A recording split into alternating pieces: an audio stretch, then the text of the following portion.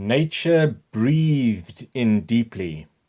Composed by Grant Malcolm McIlrath, 24 April 2020. My lockdown introspective, an earthly collective.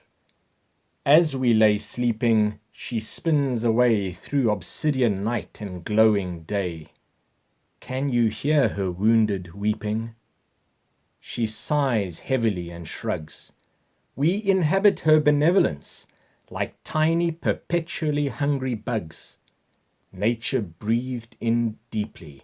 A countless myriad of insects and birds sang their ancient verses of harmonious songs sweetly. Precious moments rush by and are fleeting, creating multitudes of memories, reverberating and resonating within each one of